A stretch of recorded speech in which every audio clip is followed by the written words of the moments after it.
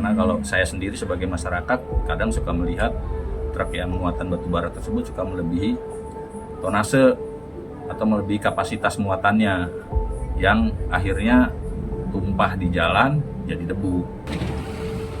Di balik berbagai aktivitas yang berlangsung tanpa henti, terdapat rantai distribusi yang terus bekerja menjadi bagian dari cerita di kawasan ini.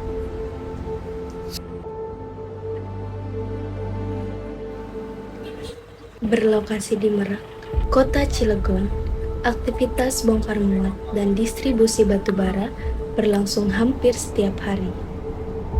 Sebagai salah satu komoditas yang masih banyak digunakan di Indonesia, batu bara telah melewati perjalanan yang panjang sebelum sampai ke tujuan.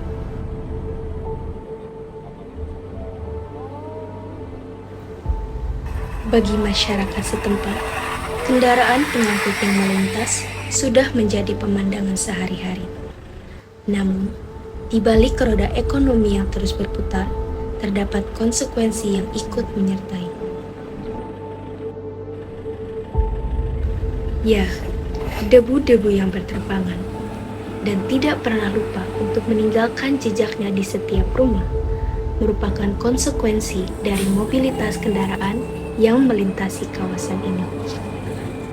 Nama saya Sugeng Rianto, usia saya 54 tahun, dan saya tinggal di lingkungan Babakan Seri, RT 01 RW 02, Kelurahan Taman Sari, Kecamatan Roma. Tinggal di sini ya dari kecil, artinya kalau sekarang usia 54 tahun ya 54 tahun. Lah frekuensinya sih nggak pernah tahu pasti, ya nggak pernah ngitung, tapi kalau bicara sering ya 24 jam. 24 si jam. mobil pengangkut. Ini mobil pengangkut batu bara kan? Iya. Iya, 24 Berarti jam. dia malam juga tetap ada Tuh, lewat. ada malam, ada pagi, ada siang, ada, intinya 24 jam. Dampak yang secara nyata sih, pertama debu di sini jauh lebih terlihat dan warna debunya dia berbeda. Jadi kalau batu bara itu, kalau kita, terutama rumah-rumah yang di pinggir jalan, kalau kita pegang meja itu dia debunya hitam. Jadi pemikiran masyarakat ya itu dampak dari batu bara.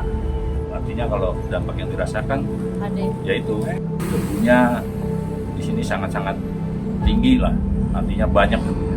RW 01 sendiri sebenarnya sudah pernah ada mediasi dengan pihak vendor, dalam hal ini perusahaan bongkar muat batu bara.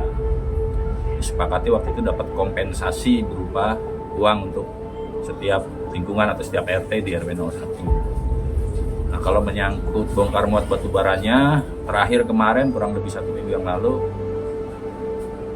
ada permintaan masyarakat di keluar masuknya PT Indah Kiat itu untuk disemprot air. Artinya tujuannya untuk mengurangi debu. Tapi kalau dampak untuk kesini ke masyarakatnya sih belum ada solusi baik dari dalam hal ini dari kesehatan ataupun dari pemerintah setempat. Misalnya debunya terlihat nih, biasanya warga akan WA di grup RT untuk disampaikan ke PRT bahwa minta disemprot. Karena kalau pada saat musim panas, musim kering itu terlihat banget debunya.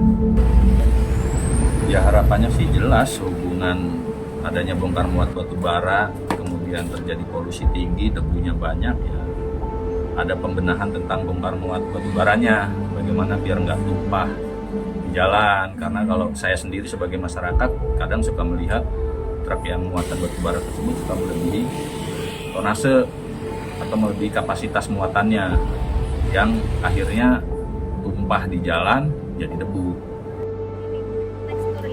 Bagi warga, aktivitas tersebut menghadirkan berbagai perubahan yang dapat dirasakan secara langsung dalam kehidupan sehari-hari.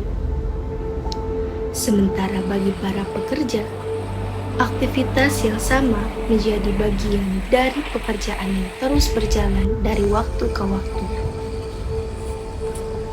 Indonesia sendiri merupakan negara kepulauan yang sangat bergantung pada konektivitas antar daerah. Banyak komoditas dipindahkan melalui jalur laut karena mampu menjangkau berbagai wilayah dalam jumlah yang besar dan jarak yang jauh. Batu bara menjadi salah satu komoditas yang melalui proses tersebut. Dari daerah penghasil di berbagai pulau, batu bara diangkut menggunakan kapal menuju titik-titik distribusi yang memiliki akses terhadap pelabuhan dan jalur transportasi pendukung. Dan Merak merupakan salah satu kawasan yang memiliki peran tersebut. Dengan aktivitas pelabuhan yang telah berkembang, wilayah ini menjadi bagian dari jalur distribusi yang menghubungkan berbagai daerah di Indonesia. Dengan begitu, dua kepentingan saling bertemu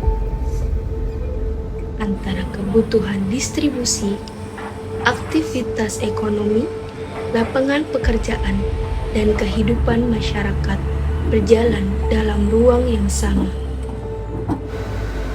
Melalui dokumenter ini, kita dapat melihat bahwa persoalan yang terjadi tidak sesederhana memilih antara industri atau masyarakat. Keduanya merupakan bagian dari kehidupan yang saling terhubung. Tantangan yang muncul bukan hanya bagaimana aktivitas distribusi dapat terus berjalan, tetapi juga bagaimana dampak yang ditimbulkan dapat diminimalkan sehingga masyarakat dan aktivitas industri dapat hidup berdampingan dengan lebih baik.